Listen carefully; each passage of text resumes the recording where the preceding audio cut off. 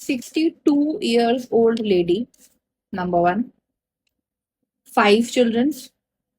Number 3, divorce given to her, triple talaq. 1, 2, 3, and the marriage ends.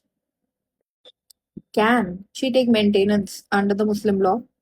Even after the period of iddat, is that possible? The question arises, can a Muslim lady take maintenance under 125 CRPC? Is it a secular law or not? And whether the Muslim personal law overrides the 125 CRPC. 125 CRPC, which is now 144 of Bharatiya Nagrik Suraksha Sanhita, is a beneficial legislation in itself. It is a very beneficial law. It is a beneficial provision of a secular law, that is CRPC, भारतीय नागरिक सुरक्षा संहिता. तो क्या एक मुस्लिम woman maintenance ले सकती हैं? ऐसा एक इशू लेके आके हमारे सामने लेके आती है 1985 में थ्रू मिस्टर डैनियल लतीफी, जो उनके एडवोकेट थे, that is Mohammad Ahmad Khan versus Shahbano Begum का केस. तो मोहम्मद अहमद खान वर्सेस शाहबानो केस के अंदर जो वाइफ होती हैं उनको हस्बैंड ट्रिपल तलाक दे देते हैं at a very tender age, we can say second childhood, and now she is not able to maintain herself. It's a very landmark judgment, right. इसके अंदर कुछ एक इश्यूज थे, जो कुछ लीगल इश्यूज जो कोर्ट ने डिस्कस करे थे. अब इसमें हस्बैंड का कुछ एक आर्ग्यूमेंट होता है. हस्बैंड कहता है कि वी आर मुस्लिम, तो Muslim personal law basically apply होगा, सीआरपीसी का कोई भी सेक्शन अप्लाई नहीं होगा. Mehr has been given, mehr has been given to her, dower उनका लौटा दिया गया है, तो मेंटेनेंस के हक की कोई बात नहीं होगी, एंड कोई भी राइट ऑफ फ्यूचर मेंटेनेंस नहीं है. तो बेसिक इश्यूज में ये था कि इद्दत पीरियड जब शुरू होता है और जब तक इद्दत पीरियड चलता है तभी जो है बेसिकली वाइफ को वो मेंटेन करेंगे. इद्दत पीरियड जैसे ही खत्म हुआ, उनकी लायबिलिटी इस्लाम के हिसाब से खत्म हो जाती है. ऑल राइट, अब थोड़ा बहुत इद्दत पीरियड जान लेते हैं. इद्दत पीरियड क्या होता है? जब हस्बैंड की डेथ हो जाती है या फिर हस्बैंड डिवोर्स दे देता है तो इद्दत पीरियड स्टार्ट हो जाता है. इद्दत का बेसिकली मतलब होता है काउंट करना, ठीक है ना, दिन को गिनना. क्यों? क्योंकि यहाँ पे paternity, if the woman is actually pregnant, तो पेटर्निटी इनहेरिटेंस का इशू ना आए, ठीक है ना. या अगर हस्बैंड की डेथ हो जाती है तो जो उनकी जो डेथ हुई है उसको वो रिमोर्स, सॉरो बेसिकली उस चीज का फील कर पाए. इसके अंदर वाइफ के कुछ आर्ग्यूमेंट थे, बहुत सिंपल थे कि 125 सीआरपीसी जो है एक सेक्युलर लॉ है और उनको भी मेंटेनेंस मिलनी चाहिए, क्योंकि इस एज के ऊपर वो नहीं मेंटेन कर पा रही हैं अपने आप को. जजमेंट बहुत स्ट्रेट फॉरवर्ड था.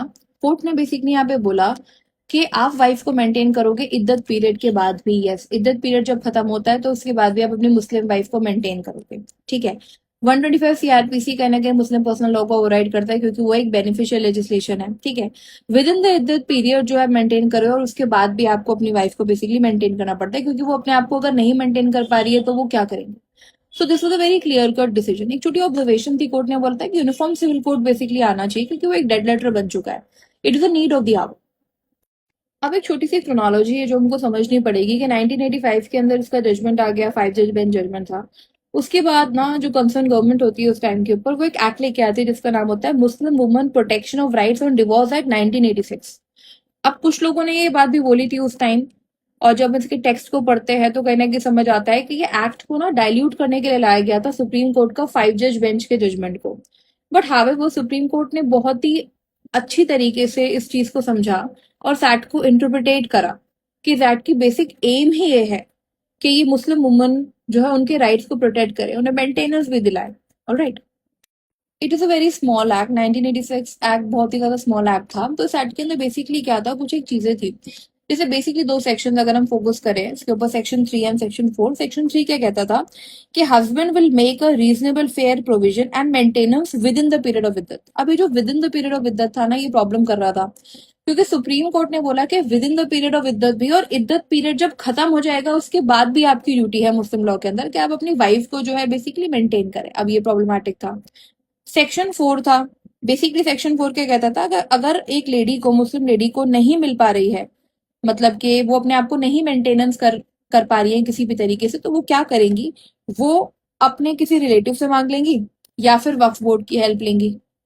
सो that is the problem, that created the problem. So कहीं ना कहीं एक डायल्यूशन हो गया था कि सुप्रीम कोर्ट ने एक प्रॉपर 5 जज बेंच की जजमेंट बिठाई, पूरा डिसीजन दिया, और it come to a zero.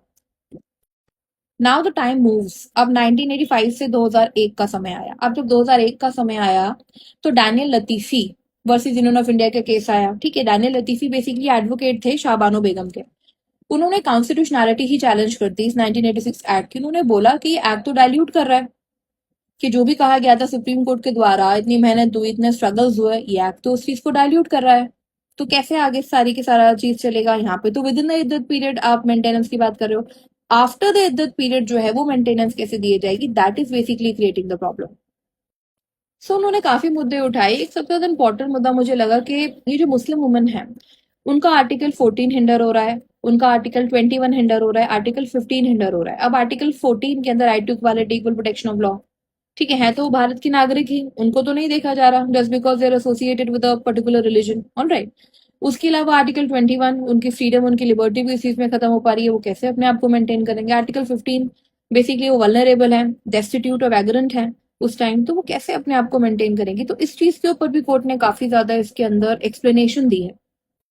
तो the decision of Daniel Latifi was very straightforward. Supreme court ने बोला कि ये एक्ट कॉन्स्टिट्यूशनल है, it is not against the constitution, it is perfectly valid constitution, we have to interpret in a very broader way. Supreme court ने बोला कि husband की जो ऑब्लिगेशन है वाइफ को मेंटेन करने की, वो within the period of इद्दत भी है और इद्दत के पीरियड के बाद भी है, right. The reasonable provision made by the husband in the इद्दत period but not limited to the इद्दत पीरियड, तो बहुत इंपॉर्टेंट है, राइट। तो सेक्शन 3 में लिखा है ना कि रीजनेबल प्रोविजन और मेंटेनेंस ये सब देंगे, तो वो within the period of इद्दत बोला है। लेकिन इसका मतलब कोर्ट ने ऐसे इंटरप्रिटेट करा कि हम उसे within the period of इद्दत, हस्बैंड जो है ना अरेंजमेंट्स मेक करेगा कि चलो वो वाइफ को डिवोर्स दे रहे हैं, वाइफ उनके साथ नहीं है, तो वो within a period of इद्दत ही अपनी वाइफ को मेंटेन करने के लिए, उनकी फ्यूचर मेंटेनेंस के लिए तैयारी करेंगे, ठीक है। लेकिन ये आफ्टर इद्दत पीरियड भी उनको काफी सारी चीजें बेसिकली वो देंगे, as in it can be an amount, it can be a lump sum amount, it can be any property, it can be anything, all right।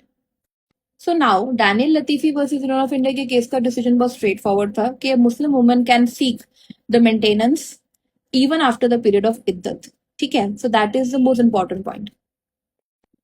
तो फाइनली एज ऑफ मई 2026 एक मुस्लिम lady जो है वो 1986 act में जाके अपनी maintenance मांग सकती हैं, और 125 सीआरपीसी यानी वो 144 और भारतीय नागरिक सुरक्षा संहिता हो गया, उसमें वो मेंटेनेंस मांग सकती हैं। One of the latest judgment of 2024 is Mohammad Abdul Samad versus the state of Telangana. 2024 का जजमेंट है, उसमें भी यही इशू उठा। तो सुप्रीम कोर्ट ने बोला कि 1986 act is not a exclusionary right, कि अगर आप वहां चले गए तो 125 सीआरपीसी जो सेक्युलर लॉ है या 144 बीएनडब्ल्यूएस है, आप उसमें नहीं जा सकते। तो वही सेम इशू उठा। तो सुप्रीम कोर्ट ने क्लैरिफाई करा कि 1986 एक्ट कोई एक्सक्लूजनरी एक्ट नहीं है, आप 125 सीआरपीसी में जा सकते हैं, आप 144 बीएनडब्ल्यूएस बन गया, आप वहां पे भी हेल्प बेसिकली ले सकते हैं। And maintenance is not a charity, maintenance एक अधिकार है, एक राइट है, एक हक है, एक हकूक है, ठीक है ना। आप अपने आप को नहीं मेंटेन कर पा रहे, तो जिस इंसान के साथ आपने पूरा लगभग जीवन दिया या कुछ एक जीवन के बहुत सारे साल दिए, आपने उसके साथ फैमिली का सोल्यूशन स्टार्ट करा, तो आप उनसे वो मेंटेनेंस का हक मांग सकते हैं। I hope it is clear. It was a longer discussion but it was needed. Thank you.